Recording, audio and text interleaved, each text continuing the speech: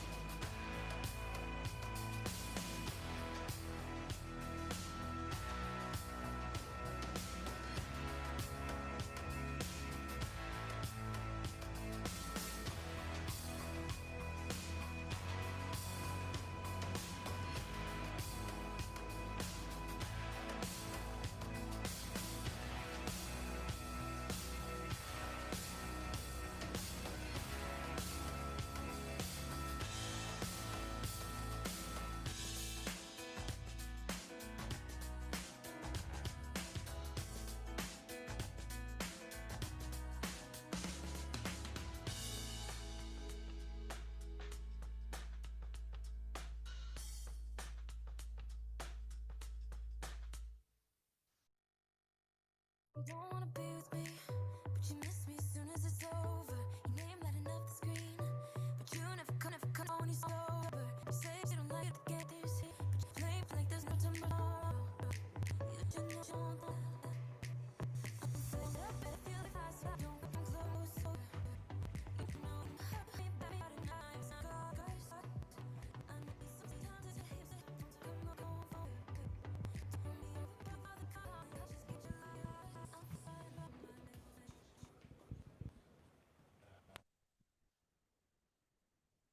Okay, it's 4:30, so we'll start with an section. So first up, we have Sophie Hamilton. Yep, from University of Paris, and she's going to talk a bit to us about the internet and the Pacific and some of the dependencies on that.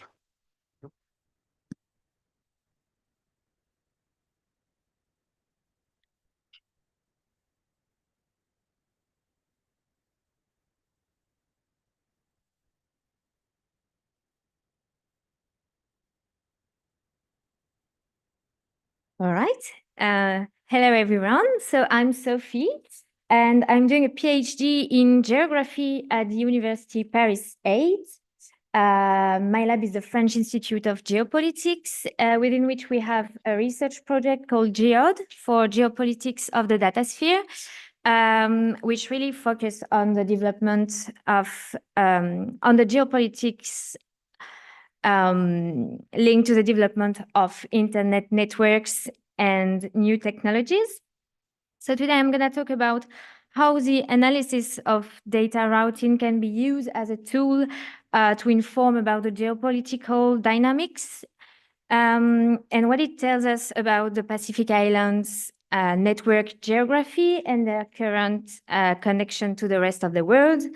And I hope this will show you how computer sciences and social sciences can be complementary to better understand the internet environment. Yep. So this is this is a question I'm exploring as part of my PhD. So my PhD is in geography, but also in geopolitics, which is a subfield of geography. So shortly, geopolitics is around examining the power rivalries and the influence of the different actors over a territory. And it's also about analyzing the representations the different actors have of the political and the economic environment and how they use this representation as tool to, let's say, assert control over that same territory.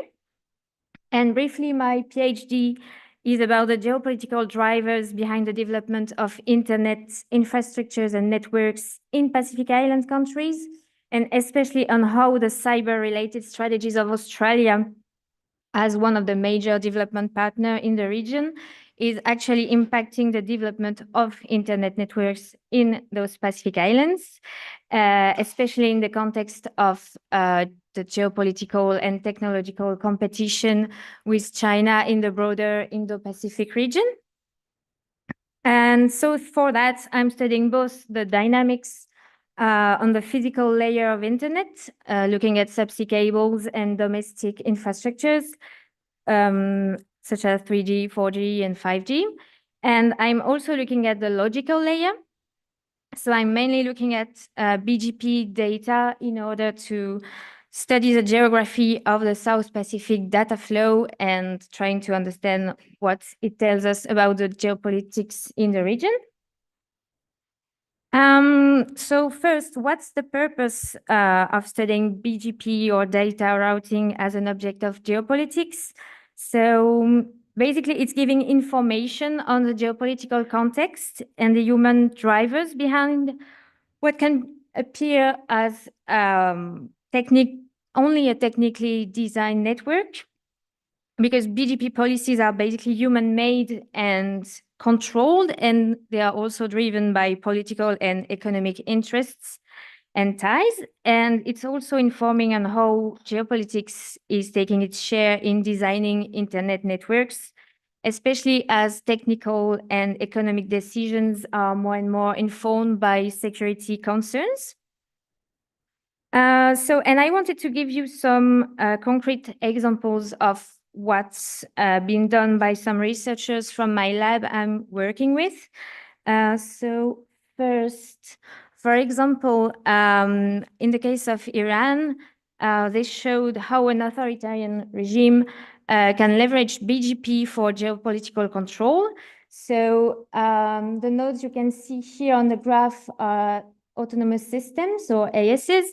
And basically, the Iran government is controlling the three main AS here.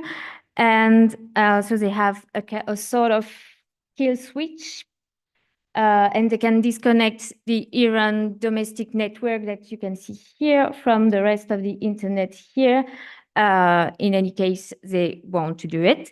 And you can see that there is also some work that's been done on mapping internet networks that is also relevant from a geographical perspective.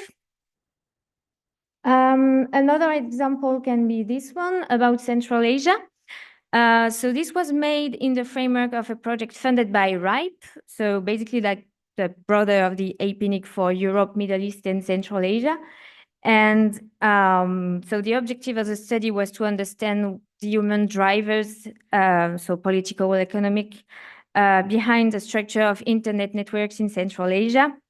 So they map this graph from BGP feeds, and they travel to Kyrgyzstan to ask the actual stakeholders what was driving their technical choices and better understand their motivations.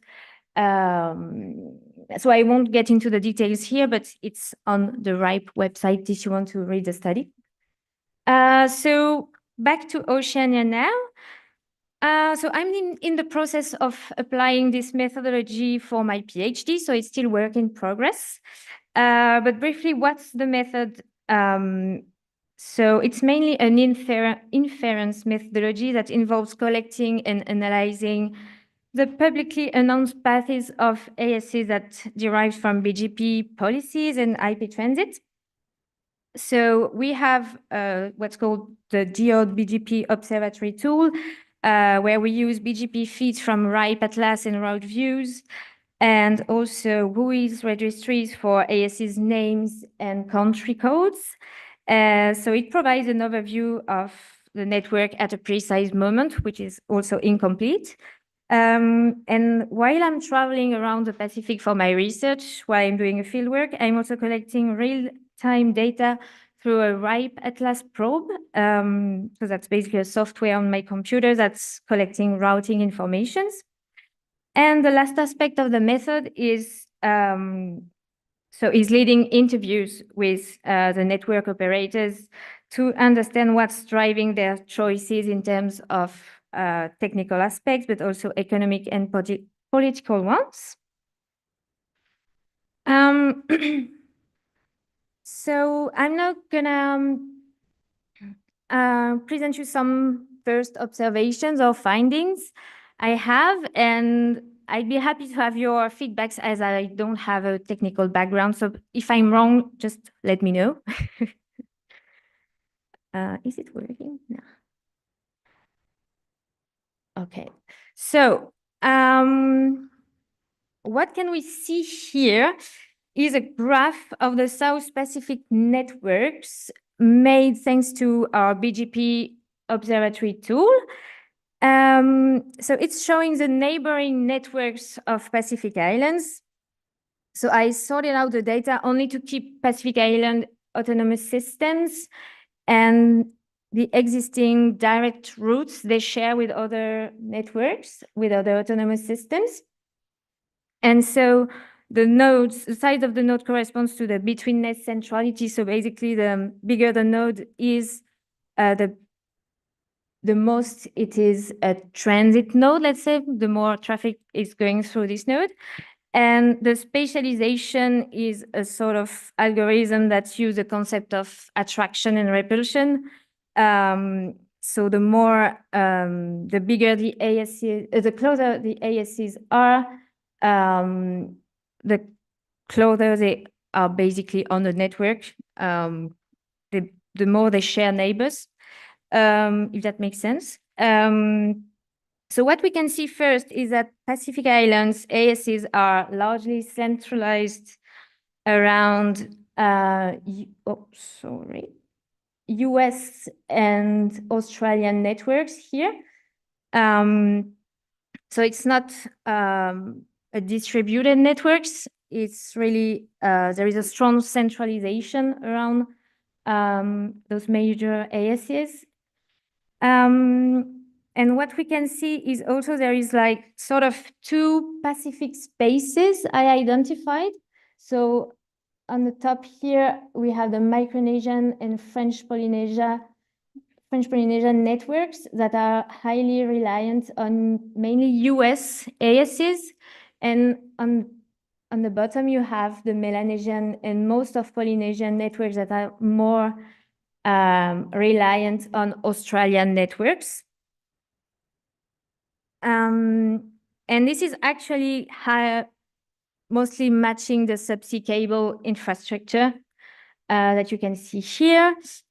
And so, yeah, basically in the Pacific, the data traffic is highly reliant on the physical infrastructure. And it's also because of historical and economical and political ties that dates back to the first telegraph and telecommunication cables that were implemented. So in more detail, I wanted to show you quickly. So that's only Melanesian and Polynesian ASs, and to show you that they were highly reliant on mostly Australian networks and some US networks. But Australia is waiting for more than 15% of the data traffic of the region. And it's, as I said, because of these cable links, because these territories are linked to Australia, obviously. And it's also because Australian operators have ownership of the cables in the region, and they are part of the consortia. So they sell the capacity to the Pacific Island operators.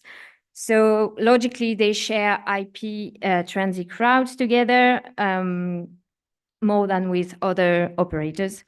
And it's basically kind of the same for Micronesian states that are linked highly to United States territories, so especially Guam, Hawaii, and the West Coast. And there is also the fact that there are strong political ties between the United States and especially Compact of Free Agreements territories, which is also driving more cooperation between the actors in this region. And so the centralization of the Pacific Island ASs also means that Pacific Island countries' networks are really scattered when they are taken nationally. And so they are kind of badly interconnected with each other. So there is a kind of poor regional interconnection between Pacific Island networks. And during my study, I saw that at the beginning of my research, and I was wondering exactly why. So interviews were really helpful to understand why Pacific Island countries were badly interconnected, even if they had some cable. They were sharing a cable, for example, between Fiji and Vanuatu. And basically, Pacific Island operators told me they were not really interested in having peering or commercial agreements with each other because there is no commercial interests, let's say. So the content is consumed, the content consumed by Pacific Island countries is mostly stored in Australia and US data centers. There is very little production of local content in Pacific Island countries, or it is produced in a local language which is not consumed, for example, by another Pacific Island country that is not that can't understand the language. So in the end, there is very little exchange of data between the island states, and there is a low interest for maintaining open routes. And what I've observed from the interviews is that Pacific Island operators were expressing that their decisions were mainly driven by economic considerations and pragmatism. So we could think that geopolitics is not playing a great deal in terms of data flow in Oceania, but it actually does quite indirectly, especially through the geopolitical dynamics on the physical networks. Because, for example, if Australia, the United States, New Zealand, or Japan were not developing funding strategies to prevent Chinese companies from supplying subsea cables in the region, there would likely be Chinese telcos providing capacity on those cables and interconnecting Chinese and Pacific ASs. Another good example is also the purchase of Digicel Pacific by the Australian company Telstra. So what happened is that there were concerns about the fact that China Mobile was interested in buying the company. So Digicel, which is covering 6 Pacific Island countries, Papua New Guinea, Fiji, Vanuatu, Samoa, Tonga, and Nauru. And so it could have made China Mobile, a new ISP player in the region, as well as a factor favoring the Chinese tech equipment footprint in the region.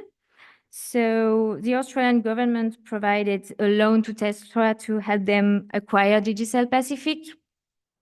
And this is actually changing the data traffic because Digicel networks are being more and more integrated in Telstra networks. And so Telstra is getting more of a central node, at least for these six countries covered by Digicel Pacific. I also wanted to show you quickly an example of the low interconnection between Pacific operators. So the example here is between Digicel Fiji and Vodafone Vanuatu. So this is a result from my mobile probe with a visualization tool from my lab. And so I was using a Digicel Fiji, network here, and my target was Telecom Vanuatu here. And what you can see is that even if there is a direct cable between Fiji and Vanuatu, on the logical layer, from a Digicel Fiji network, you have to go to Telstra in Australia and then come back to Digicel to Vodafone Fiji, and then you end up in Vanuatu. So yeah, it was mostly to show you that there is a strong centralization around, let's say, external networks to allow the data to flow between Pacific Island countries, and that there is a big reliance on bigger ISPs in the region. And it's largely due to the fact that point of presence, data centers, and landing stations. Well, I mean, all the interconnection is largely made in Sydney, in data centers. Well, so I'm gonna jump to the conclusion. So I wanted to introduce a concept so I came to the conclusion that Pacific Island networks are kind of peninsulas in this precise meaning that they need routing. So peninsulas in the meaning that routing between 2 points may require a relay through third locations, and third locations here being networks, mainly Australian and United States networks. So basically Pacific networks are highly reliant on external actors, especially in the US and Australia. And so they are really reliant on those operators to connect to the rest of the world. Thank you.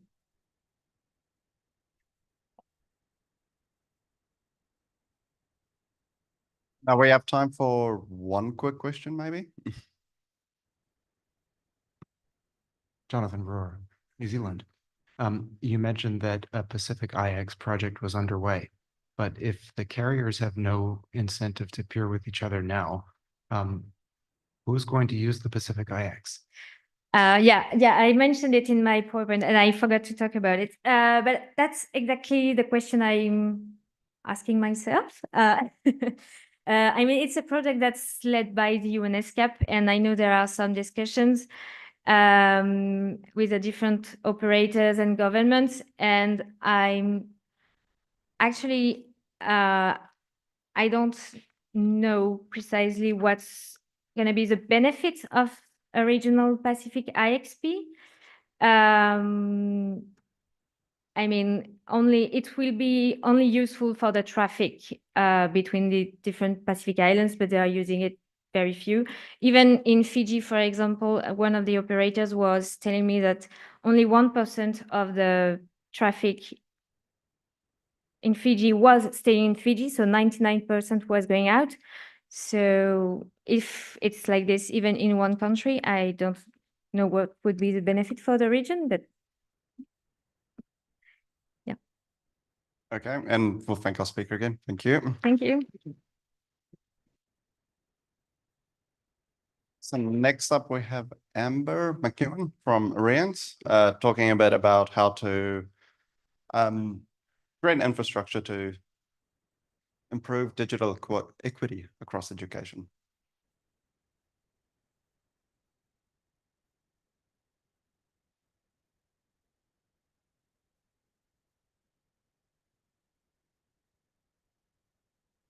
Kia tātou koutou, ko Amber McEwen aho. Good afternoon, everyone. My name is Amber, and I'm from Rian's. And I've got some of my team here. I've got my tech support who's just better not be leaving. He's taking a photo, that's okay. As I said to my team, they were quite appalled that I was presenting in a technical work stream. So they said to tell everyone that my presentation is the amuse-bouche or the palate cleanser between technical presentations. So that's my disclaimer before I leap in. But what I am going to talk about is how we're using technology to create an impact for students across Aotearoa. So for those of you who don't know Rian's, I'm quite happy to admit we're not a household name.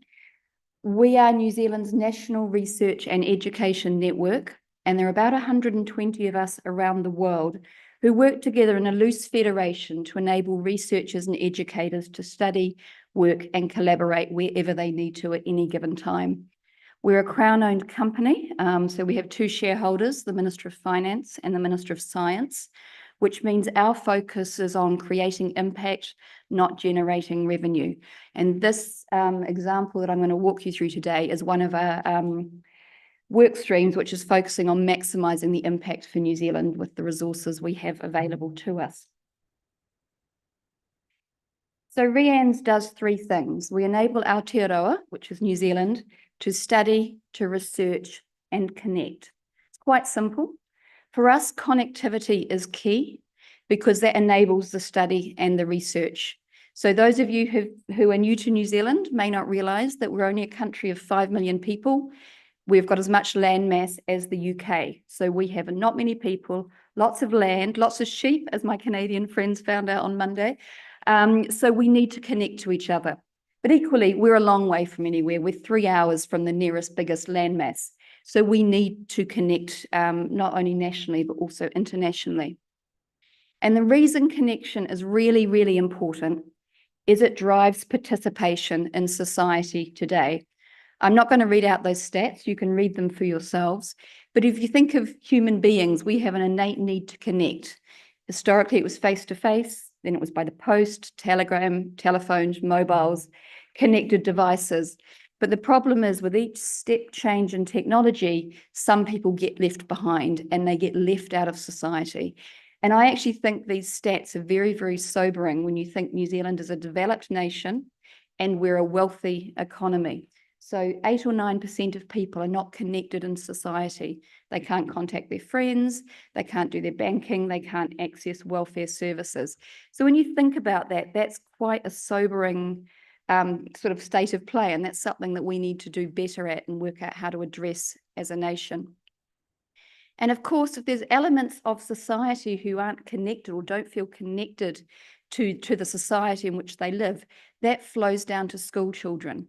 And again, these are statistics from the Ministry of Education and from a DECA report that actually says there's a whole cohort of students in New Zealand who are unable to connect.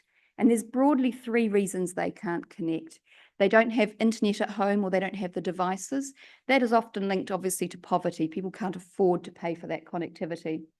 There's also those who live rurally and they actually don't have access to the connectivity they need. Now that is changing with technology such as Starlink, but it is still an issue in some corners of the country.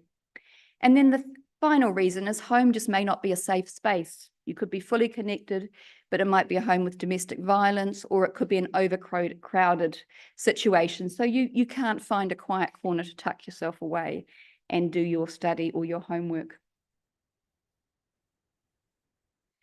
So what we are doing is we have set up a program of work. We're about 18 months, 2 years into this, to work with the Ministry of Education to address this digital equity gap that exists today. And as you'll be well aware, COVID heightened this gap because we had a lot of people trying to study from home, and it was very glaringly obvious those cohorts who were not able to do so. So what the ministry asked us to do was to create a network of digitally connected centres across the country. Now, for those of you who are not native New Zealanders, marae are traditional Māori meeting houses, and they are the place where knowledge was transferred from generation to generation. They're also the place of mataranga Māori, which is Māori science, Māori research, Māori innovation. Now, the ministry said, can we help them roll out an infrastructure across these sites? And we were sort of like, well, yes, but everyone has internet. What do you need us to do? Because if you look at all of these locations, they're all connected. They all have Wi-Fi. The problem is not the connectivity, it's the access to the connectivity. So you might go into a place with Wi-Fi, but they may not have guest Wi-Fi available. You may not have the confidence to go and ask someone for the password. You may not be able to use your device to add on your Wi-Fi. So we were asked to look at how we can remove that barrier between the connectivity being available, but actually being able to access it. And this is where we came in with a global tool that is used across the National Research and Education Network called Eduroam. And this is one of the gifts that we have access to by being a National Research and Education Network. So Eduroam is a federated Wi-Fi solution that works in a consistent manner across the globe. And it basically allows you to be set up once, and then you automatically connect to Eduroam wherever you are. So we have set up Eduroam at Tākina today for this event. And I know people who are using Eduroam from overseas who have come in and automatically connected. Last year, I went to the UK. I went to Oxford and I took my laptop and I walked down High Street and I walked down Broad Street, and I automatically connected to the Eduroam that was being projected from the universities. It's a really powerful tool of removing that barrier to access. And this is available to all of our members, both researchers and students. So we have been working to implement this across the country to remove that barrier to access. So we're nearly at about 400 locations. We're going to have another 20 or 30 coming on in the coming month. So we are running at this, and we've got a lot of usage stats that show that people are responding and using them. And there's two value propositions here, because there's always a commercial aspect to this. One is the public good of the student having access. But if you talk to the libraries, they've been live now for a while, and they love the stats that can show their funders who is coming into the library and connecting and working. So it's a win-win, right? Win for the country because the students can connect, win for the providers of the space because they can actually add their value or articulate their value back to their funders. It's a good relationship. So because this is a technical work stream, I thought I'd better put a slide on how this actually works. It's quite simple. It's a federated authentication service. So it sits on top of existing Wi-Fi networks. And basically, I try and access Eduroam in the UK. My request goes back to JISC, which is the UK NREN, that then talks to New Zealand, who confirms that I can access. It's a very simple model, which means it's scalable and it's cheap to roll out. But there are two players in the model. There is the institution, like the university, who makes this available to their students. And then there's the service provider, like Tākina, where we are today, who makes that available for the people who are using their space. So the big bit of work that Rhian's is doing is that second bit, making it available at various spaces across the country.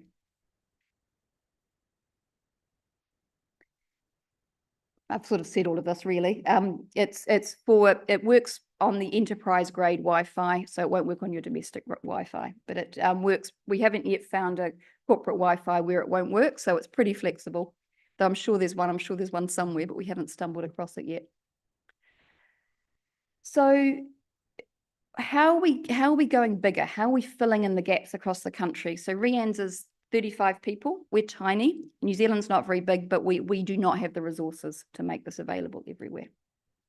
So what we're doing is we are partnering. So the first organisation we're partnering with is a New Zealand telco called 2 Degrees.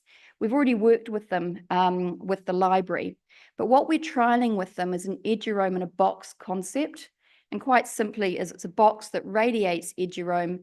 It allows you to connect to the Eduroam from the box, and then the traffic goes back across the mobile network. Now, we haven't made this up. We're not an innovation shop. This is being done overseas. So this is a model that's being used across Africa. As you know, there's big mobile networks across Africa, and this is how they're getting Eduroam out to the far-flung corners of that continent. It's also being used in the UK for niche research and education use cases. So 2 Degrees is partnering with us to help us trial that and roll that out across the country on case-by-case basis. The next one is we have a concept in New Zealand called a wireless ISP. These are regional ISPs that look after particular areas of the country. They tend to run a lot of the public Wi-Fi across town centres, across rugby clubs, church halls, you name it. They tend to have Wi-Fi available there. So what we are doing is they are rolling out Eduroam across their existing infrastructure. So that allows us to fill in the gaps between the specific sites like the marae, the conference centre, with the other places that students are starting to study. So again, we want this to be as ubiquitous as possible. And the third one, and we're also partnering with another telco called Spark on this one, and a government agency called Crown Infrastructure Partners, is rolling out Eduroam across marae. So during COVID, there was an initiative started by the government to upgrade about close to 700 marae with high-speed fibre broadband around the country. We are now following that process with rolling out Eduroam, again, enabling those students to connect at the university, at the marae, at the library, at the rugby club, and maybe at the mall on a Friday night. We're giving them all those options so they can connect and they can study wherever they need to. So I promised this would be short and sweet. That is it. We've started the ball rolling. Really interested if anyone's got any comments or questions. If anyone's seen something similar elsewhere. I guess one point I wanted to make that makes Eduroam so powerful, because federated Wi-Fi is not a unique concept. There are commercial models available out there, but it's the ubiquitous nature of this, because this is free for people to use, and it's the same all over New Zealand, because that's what REANZ makes sure, and all over the globe because of the other NRENs. That scale gives this its impact. So yeah, that's it really. Any questions?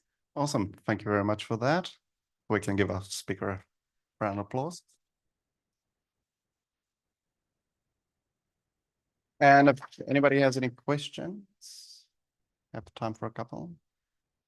Otherwise, I'll kick it off. I'm a really big fan of Eduroam. It's especially good if I'm traveling abroad, going to universities and such.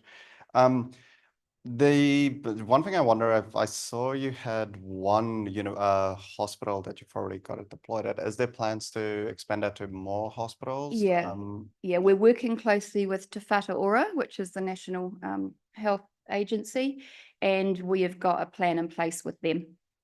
Okay, awesome. Thank you. Yeah, and that need has actually come not from we didn't think of that was a good idea. It came from our members who wanted it.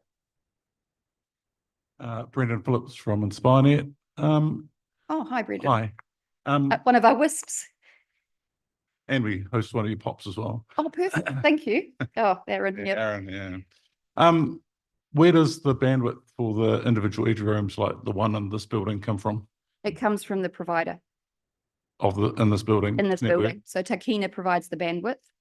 And what we're finding from most of the people that we're talking to, that bandwidth actually isn't the issue. How many people can access Eduroam? I don't think there's a number limit that I've been told. I'm looking at my technical expert down here. Well, possibly, yeah, this network. I don't think we've had it max out on us yet. So this network's now has to be enforced with the TICSA regulations, because they're providing. Yeah. So they would have had to apply a TICSA project before they implemented this public network? Under the law? It's gone through the Section 50. PIXA. This network in this building from, Oh, this network in this Yes. building, no clue, no clue. I couldn't talk to you about that. Hello, Toit from APD. First, thanks for that. Edge room here in this building is the bandwidth is provided by APNIC, by the sponsor for this conference. And as of today, the maximum we saw in the online user for Edge room, it was 80 throughout the whole building. Great, great. Well, that will be the capacity of the access. And what I didn't touch on, and we have, it is here today, actually, there's Eduroam Visitor Access, which enables you, if you don't have Eduroam, you can sign up and you can use that as well. Awesome again for that, and yeah, thank our speaker. And then next up, we have Richard Nelson, and he will tell us some of the experience of trying to deploy open source software in the world.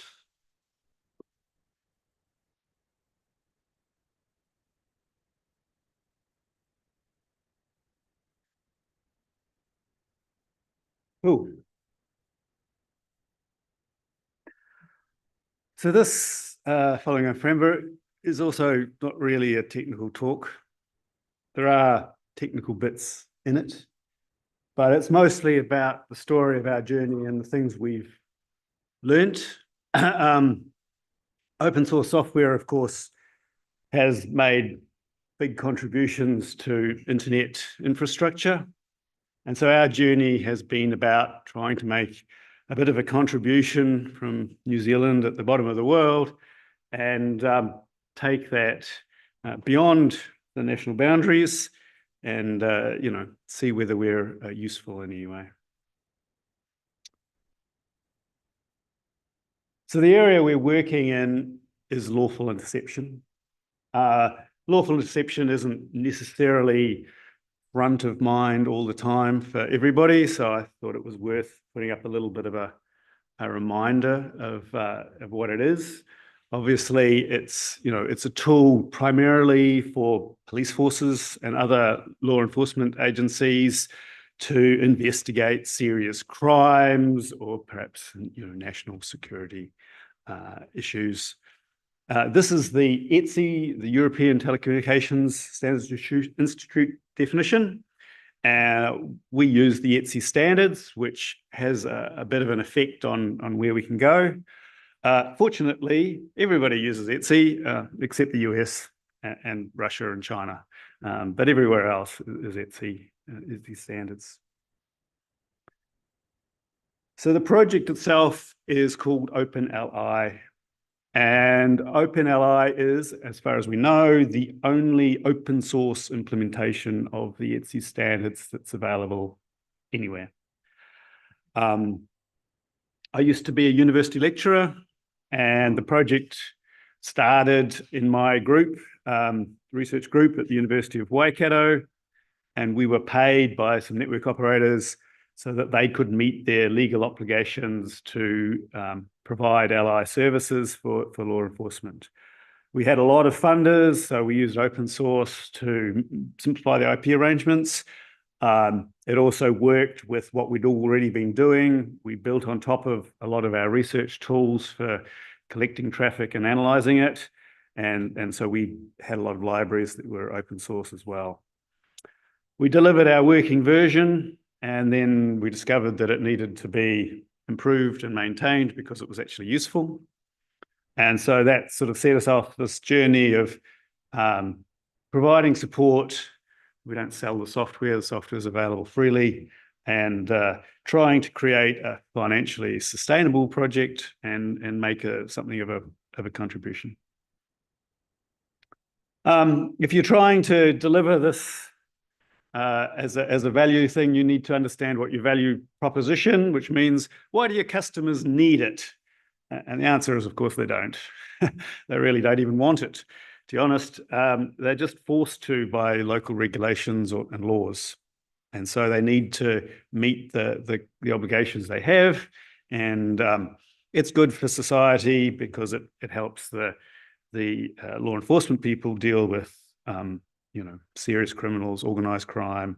You know, they deal with drugs and murder investigations, stuff like that.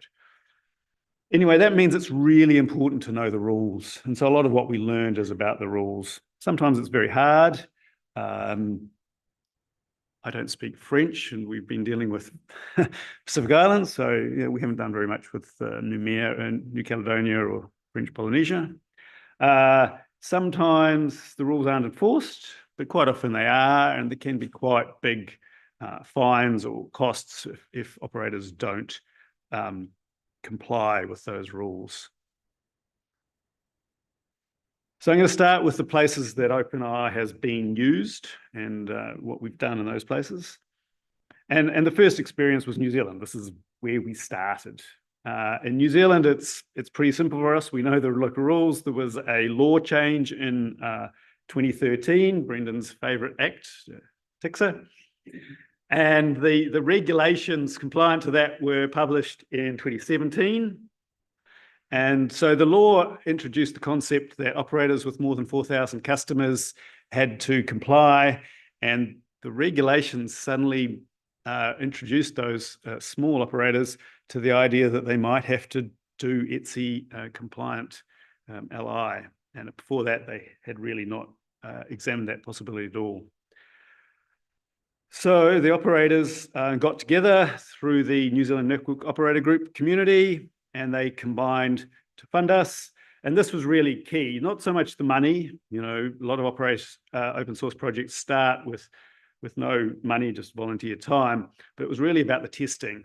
To test a lawful interception solution, you need a network operator network, and you need to work with the local law enforcement agencies, which we couldn't do. But working with operators, we were able to get that going. And that was the most important thing.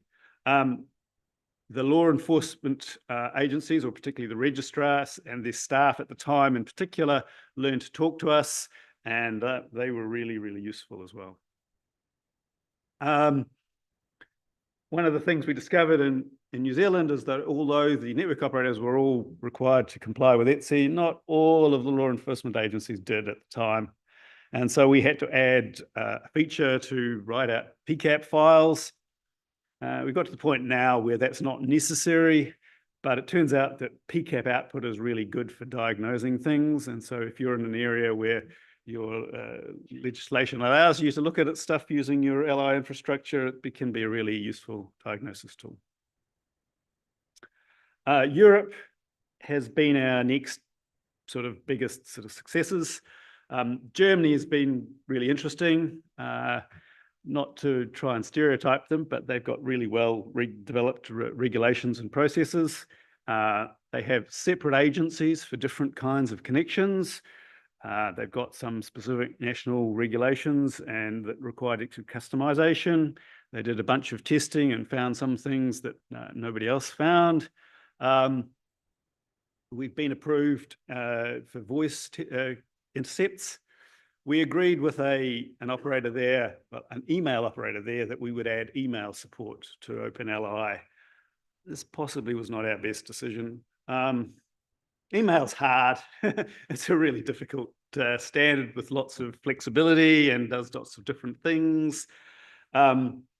We discovered, or we haven't discovered officially, but I'm pretty sure that we're the second provider of email lawful intercept. And so the agency found that when we did things differently from the first people, they had to work out whether that was just different or whether we were outside of the rules and we needed to update it. So they had issues as well. Iceland has been one of our more recent areas, places we've gone to. They had a very different, it's a much smaller country, obviously, set of regulations. The network operator was in fact already complying with everything that they had to do, but the law enforcement people wanted to actually go from analog networks feeds to ETSI feeds, which means it was digital, and they get extra mobile information like SMS and location. they weren't required to do this, so they had a very relaxed approach to getting things implemented, which meant that we were actually able to implement all of the mobile specific features. So this was our first mobile deployment. Australia is not in Europe, but it's been an interesting place as well. Australia has a sort of a very unusual setup. They have very long-standing legislation for legislation of this type. It dates back to the 1970s. It specifically provides for regulations, but the regulations have never been published in 50 years. However, the operators are required to submit plans of how they're going to do it, even though there are no regulations. And the federal police very strongly encourage them to use ETSI. The other interesting thing in Australia is that they have a national wholesale network known as the NBN, and the NBN will perform intercepts. So most of the police forces just go straight to the NBN and bypass the retail service providers. So we have had some interest from Australia, but mostly only from service providers who in fact have their own infrastructure to end users that bypasses the NBN or is outside of the NBN. Netherlands is back in Europe is another interesting area. Netherlands also, like Germany, have fairly extensive national regulations. They have 2 or 3 large operators that do their own things, and then they've had a shared system for all of the smaller operators. Previously, the shared system involved driving proprietary hardware around to operators that were required to implement intercepts at a time, which is not a marvelous system. And so they were obviously very interested in a system that had more flexible licensing conditions, such as an open source option. We have implemented some of the requirements because all of their intercepts go to a single shared agency and then are fed out. They have extra layers of encryption that are required. So we've got that working, but there's still a bunch of minor options. And we're still working with them, but we're waiting for them to come up with a bit more money to pay for our time before we do too much more for them. There were a few things we haven't done that we were asked to do.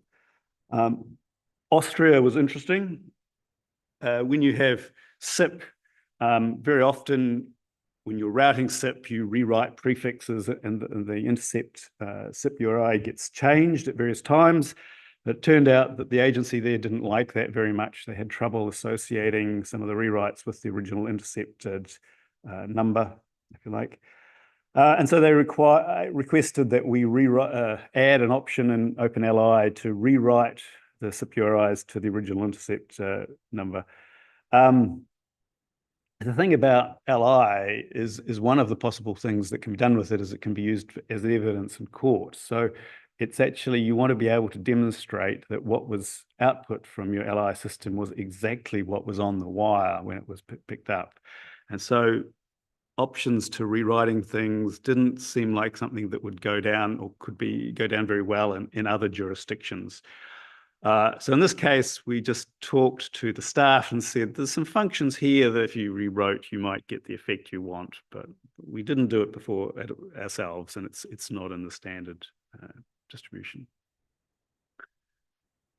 Bangladesh, earlier this year, I believe, changed their regulations to require a lot of their smaller VoIP operators to implement lawful interception. Lawful interception standards, there are lots and lots of standards, but there are some external standards that are what you're supposed to use to interface between the law enforcement agency and the network operator, and those are the HI standards. And there are some internal standards which are not really required unless you're interfacing with specific equipment that uses those standards. In Bangladesh, the authority required that they use the internal interfaces, and what's more, the authority intended to interface with the network operator over those internal interfaces. That gives the authority quite a lot of control over what's doing and makes it very difficult for the network operator to actually check that there have been things like real warrants issued for each intercept. we don't comply with the X1, X2 interfaces. We don't actually use them. We may have to implement them in the future, particularly as we move towards 5G. But yeah, we didn't get very enthusiastic about implementing them for Bangladesh. And if we do, we probably won't implement them in a way that they can be used for external control.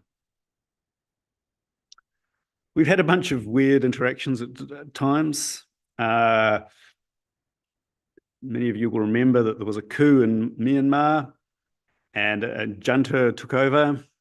Shortly after that, the programmer, Shane, was sent a request to comment on I don't think it was a law, it was a proclamation that the junta were issuing about how they wanted interception to be done on the telecommunications networks. Shane was very nice and wrote a set of comments. I don't have any belief that they took any notice of what he said, though. Turkey changed their regulations to move closer to the EU style of interception. We don't speak Turkish. Fortunately, I had a friend in Melbourne who was Turkish originally. So I spent an evening on a three-way video call with him and a consultant in Turkey. We learned a lot about the fact that there's more to being an interpreter than just understanding both languages. But we got there in the end. Eventually, he discovered that there was actually a published list of technical requirements that were needed. And as far as we could see, it was just a list of all possible ETSI requirements that existed. And it includes things like the X1, X2, X3 interfaces, which we don't support. So we didn't get very far with Turkey. We had a requirement from an approach from a fairly interesting guy in Mexico. He was an open source enthusiast, and he was very keen about our project. And he claimed that there was government support for open source solutions, and he thought that they could get a proposal together to provide a whole of country solution. Providing support to a whole of country like size of Mexico seemed like a great idea, but after the initial conversation, he didn't come back to us for some reason. We even had a response from the query from the USA. As I said, the US have their own system, own requirements under an act they call CALIA.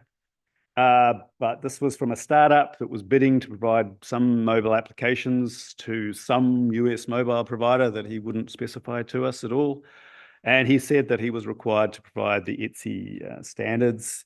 We had a discussion with him. We worked out we could do it. We wrote a proposal to do it, but then he didn't win his bid. So that didn't go anywhere. There's a range of places we're quite interested in and have had some contact with. The Pacific Islands, I've been working, I've had some APNIC Foundation money through an ISIF grant to look at ally development in the Pacific. Basically, all the Pacific countries that have English language legislation, at least, have requirements or clauses in their telecommunications or the cybersecurity legislation enabling ally. But none of them have moved to the stage of doing an implementation or issuing regulations. And most of that appears to be to the issue of costs. So we're now working through what the cost would be on the LAA side. OpenLI does a lot to reduce the cost on the network operator side, but we have never worked with the law enforcement themselves. One of our very early users was a mobile virtual network operator from Brazil, and they used OpenLI to intercept mobile data at that stage. So OpenLI has had some mobile support in there since the early days. The COVID pandemic at one point was hitting Brazil very hard, and they kind of stopped talking to us at that stage, and we don't know. We have at times had various queries from Brazil and more recently from Argentina, but we don't know of any implementations at this stage. We regularly get queries out of India. India, of course, is a huge place and there's lots of networks. We've never gone beyond maybe 2 or 3 emails with any of the providers, and I don't know why. If anybody has a more understanding of the Indian market and can tell me what we need to do to get somewhere, that would be really great. But yeah, struggling. Africa, more recently, we've had approaches from various consultants working in Africa, not directly from any of the network operators in Africa. The different consultants have had very different operating models. We haven't made a lot of progress, although one of them I think seems quite hopeful, and I'm hoping to do a bit more work with them. So that's sort of been our experience. Supporting open source has been really complex, but it's been very interesting, and we've kind of learned a lot. You know, the ETSI standards are used nearly everywhere, but how they are used varies quite widely, and a lot of countries do it really well. Some countries do it really badly. LI is not a business priority for any of the network operators that deal with, and so I have learned to be a pretty patient person. Okay, thank you. Okay, thank you, Richard. So we now have time for questions. If anybody has some? Otherwise, I'll open up. I think you've, in your conclusion slide, you had it pretty well, that even though there's the ETSI standards, it doesn't mean that everybody's necessarily following the standards or using it right. Is there a feature that you guys have implemented that took a lot of work that never really got used, or maybe the inverse, where something you thought nobody's going to use and then it became very popular? I remember you mentioning something like the PCAP one ended up being quite useful in the end. Yeah, PCAP is really useful when we're helping people deploy it, because you can work stuff out, and I know that some people do use it for you know, testing things on their network to see what, because you can pull out the PCAP of a specific customer anywhere on the network once you've got LI set up. Email is the feature that has taken far and away the most work, and apart from the initial operator that approached us, nobody's used it. Those would be the two big ones. The ones that almost everybody needs are just SIP signaling. Everybody has their own SIP signaling quirks and variations, and so almost everybody we work with needs some sort of customization on SIP somewhere. Yeah. Okay, thank you for that. Any further questions? Okay, we'll thank our speaker. Thank you.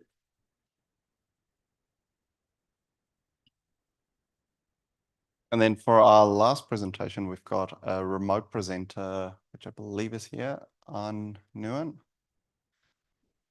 And they're going to talk us through a bit about Kubernetes and the struggles with that, and how his presentation might make your life a little bit easier.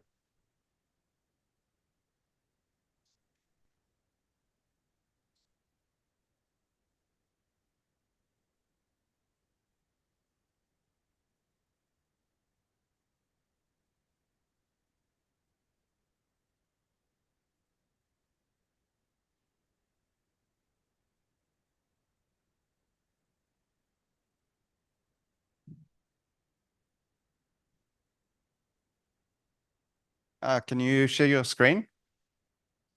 Sorry, Anne.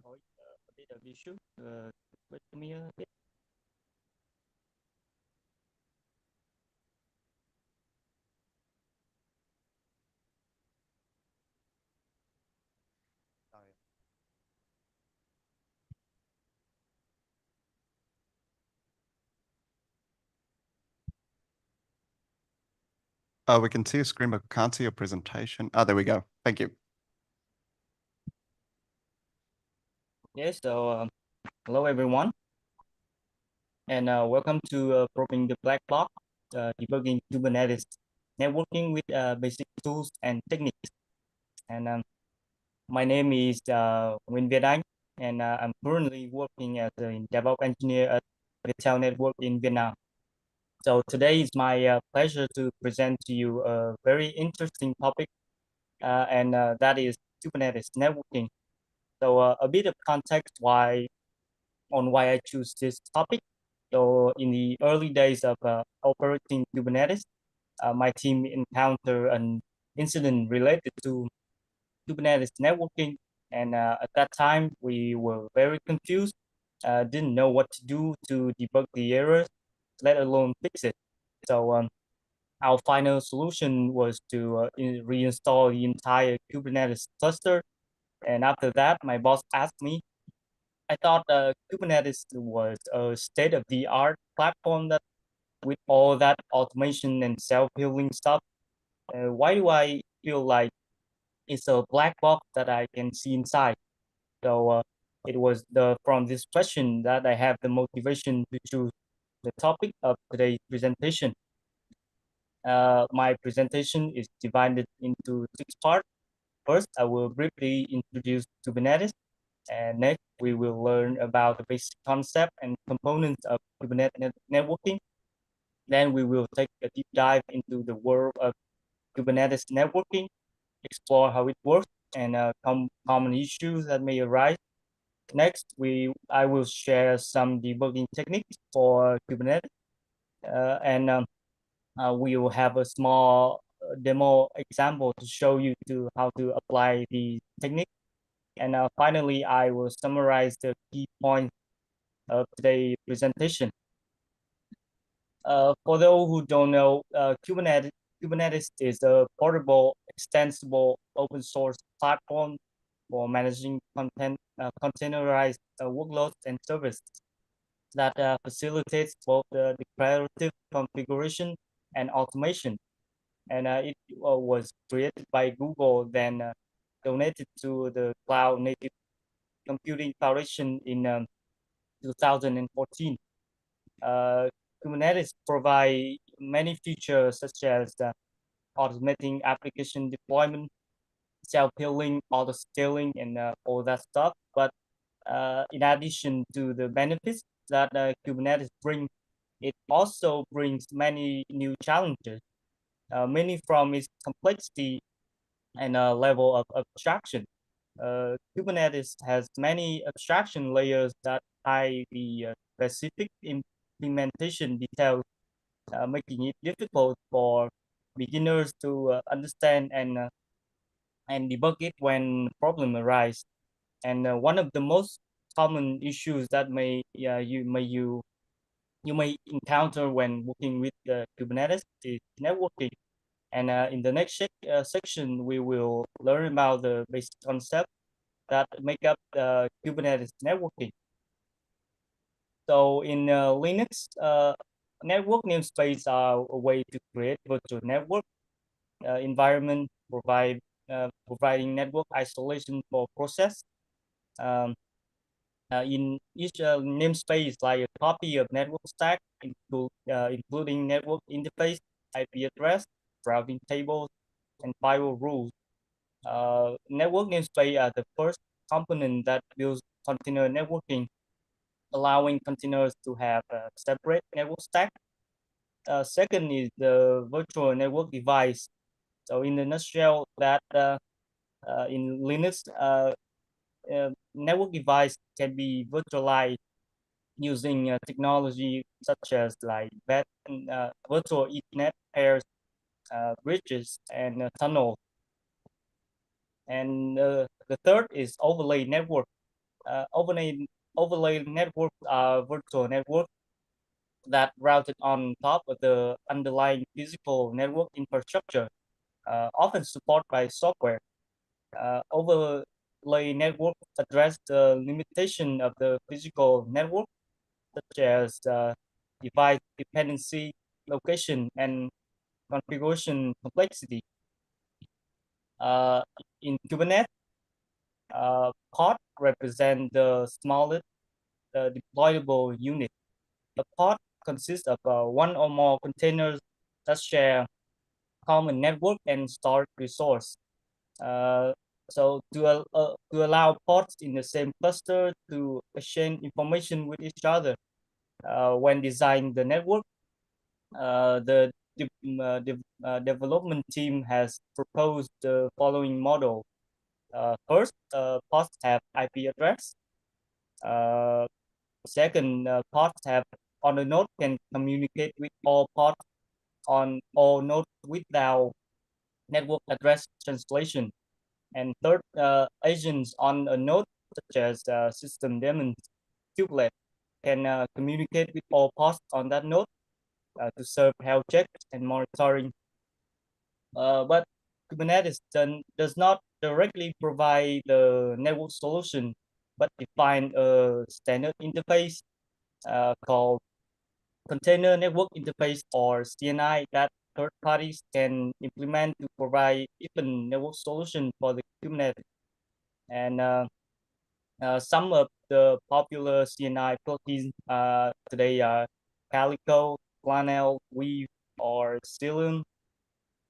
CNI plugin usually implement networking for Kubernetes by creating an overlay network.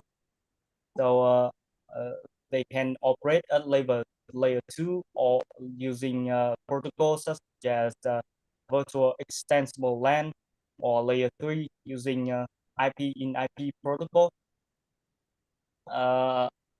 In VXLAN mode, or VXLAN or virtual extensible LAN is the network technology, virtualization technology that encapsulate Ethernet frames into UDP packets and create an overlay network between nodes in the cluster.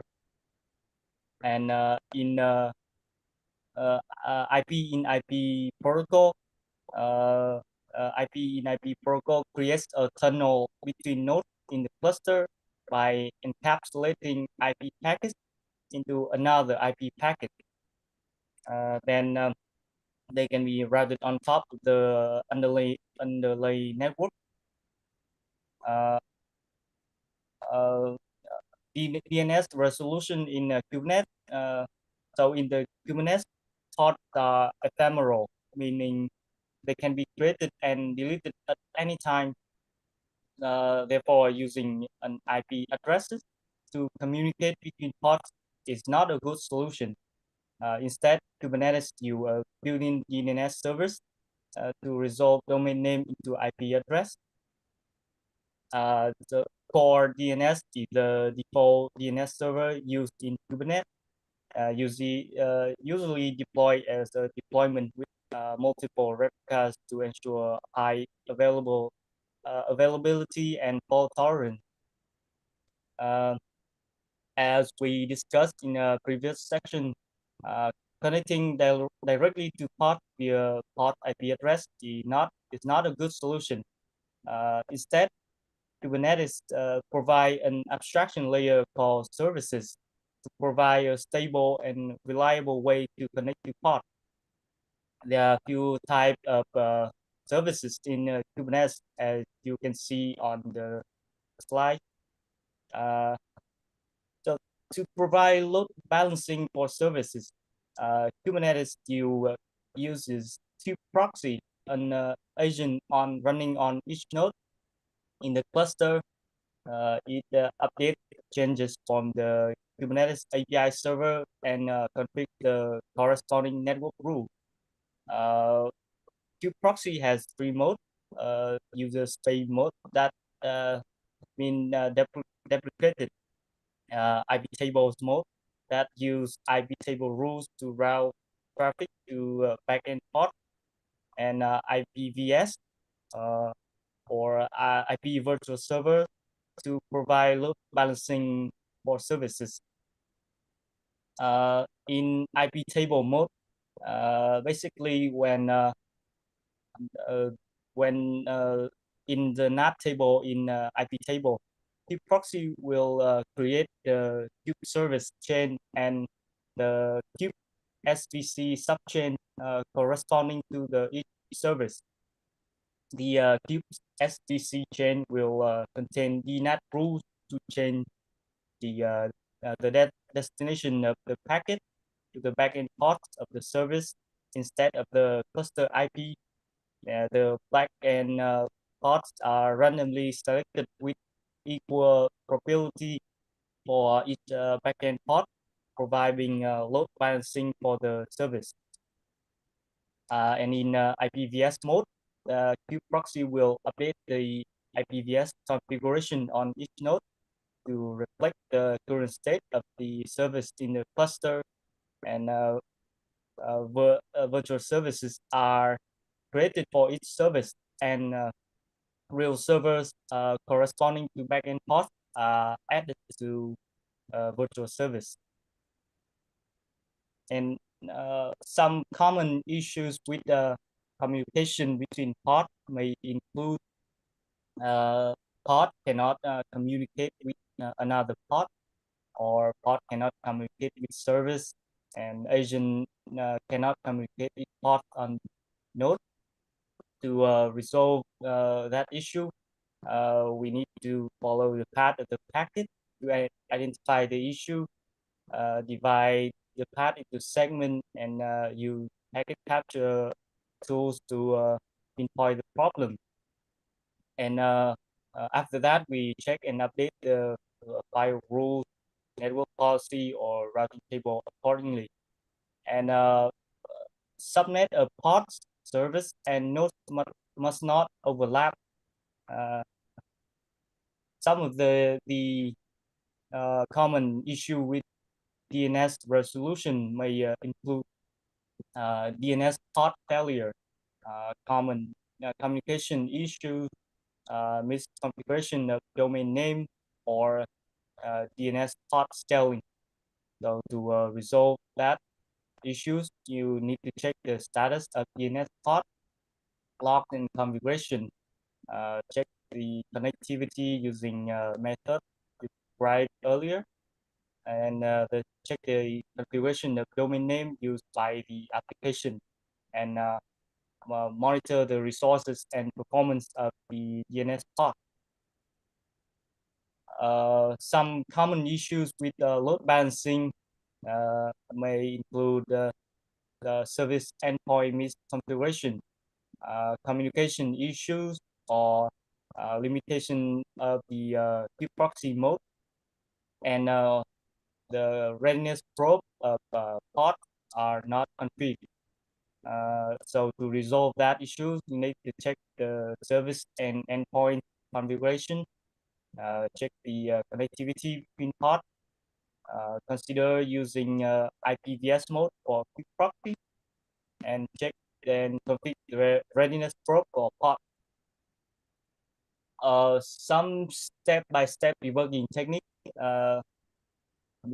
First, you need to understand the basic Kubernetes networking, or the concept and component. Then check the status and configuration of related resource. Check the DNS and connectivity.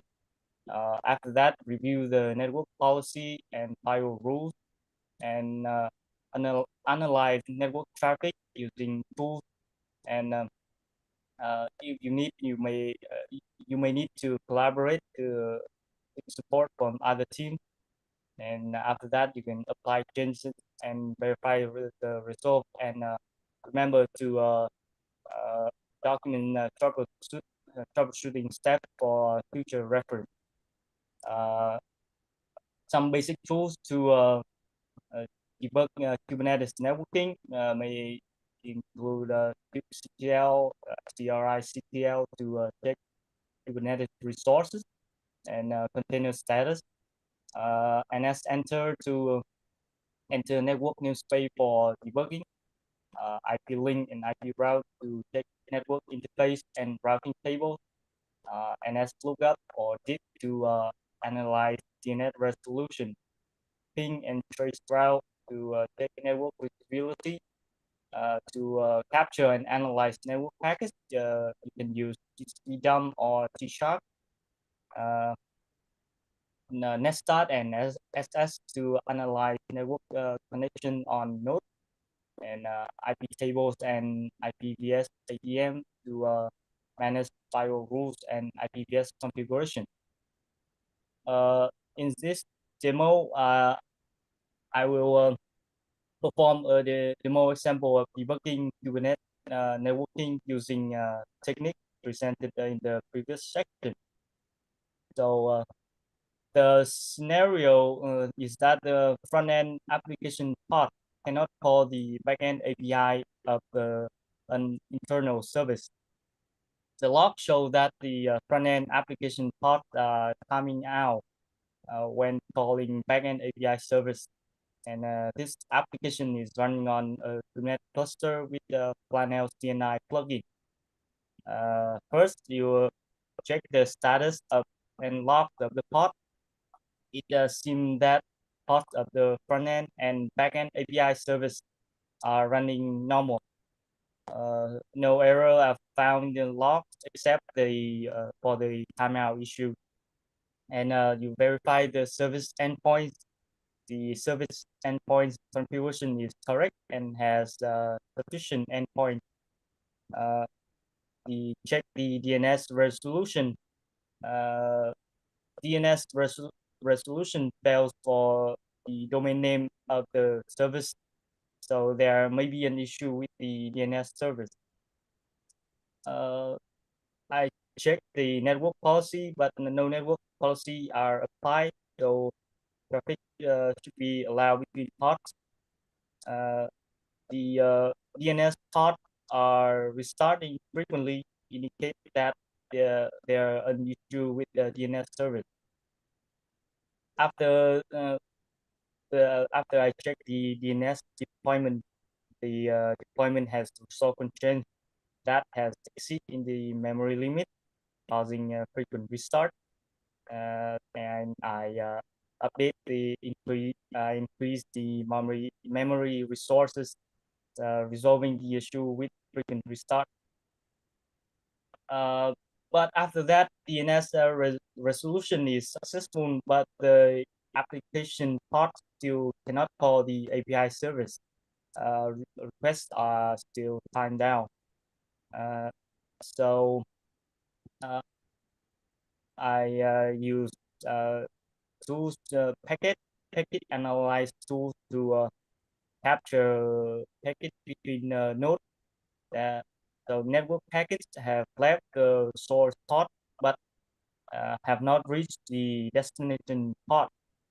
So packets may be dropped or blocked by the network infrastructure. Then I use the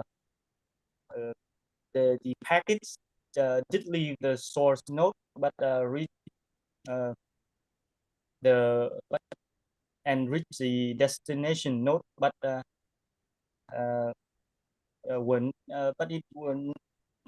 they were not forward to the destination pod. The issue may be with the IP table rules on the destination node. I use IP table to show the rules on the node. Then I can see that the IP table rules on the destination node.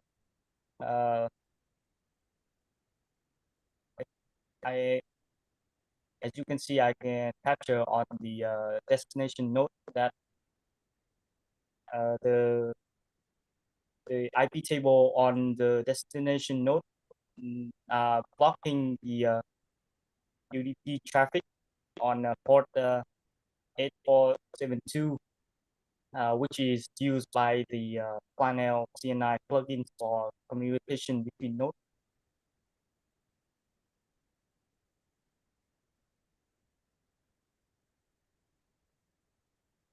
So you can see the packet did reach the destination node, but were dropped by an IP table rules. So after we want to delete the drop rules to restore the connectivity. And after that, the network connectivity issue is resolved, and the node can communicate with other nodes on the cluster. And as you can see, the front-end application parts can now call the backend API service without timing out. and the issue is resolved. So in conclusion, that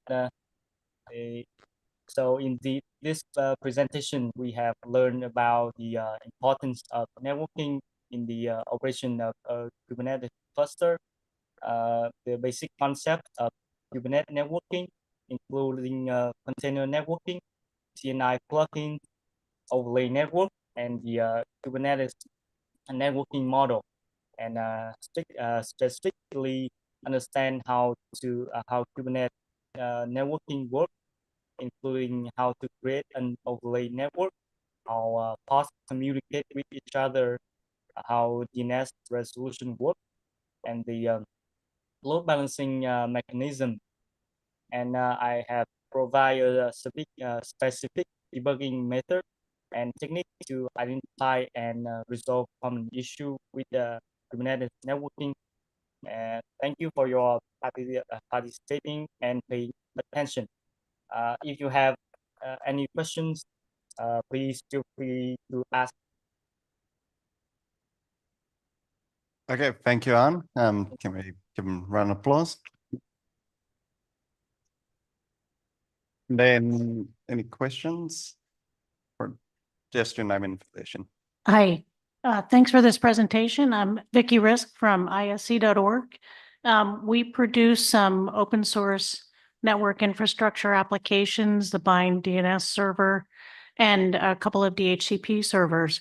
My question is, especially given the obvious complexity of troubleshooting the networking services just for the Kubernetes system, do you see any advantage in running core network services like DHCP or DNS in Kubernetes containers?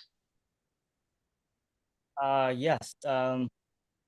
So the DNS service in Kubernetes, they run as a container in Kubernetes cluster to serve.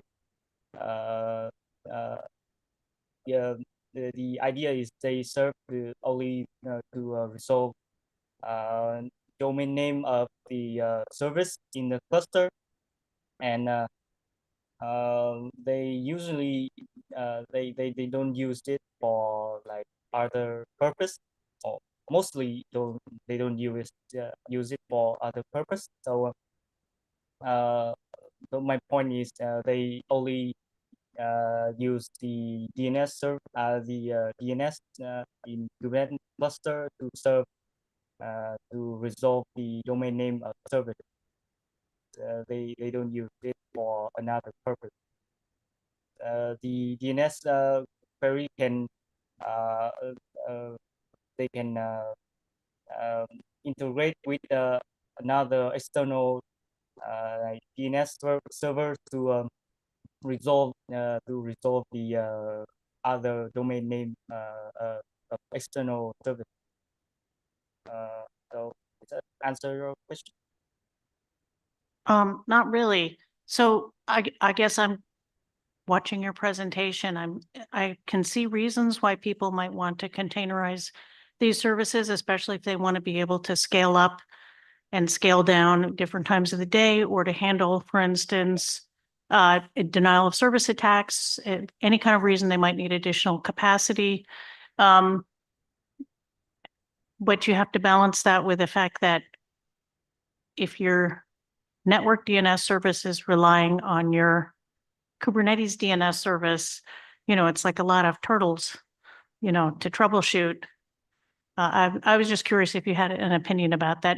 Do you know of people who do run those kind of core network services in Kubernetes containers successfully at scale? As I so as my experience, I don't know someone that or some company that run the DNS service on Kubernetes. Maybe it's just me, or but the point is when you run it on Kubernetes cluster, it when problem arise, you may have a lot of headache try to fixing the problem and identify the issues. So it depends. Do you want to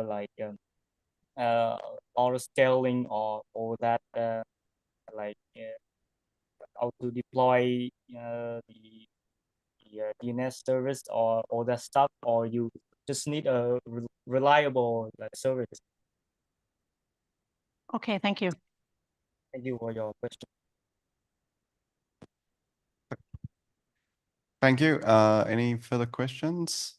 Otherwise, we're running out of time, so we'll close this session. And thanks again for our remote speaker. Round of applause, and a round of applause to all the Thank you very to all of our much. presenters. Thank you, and with that, we close the session.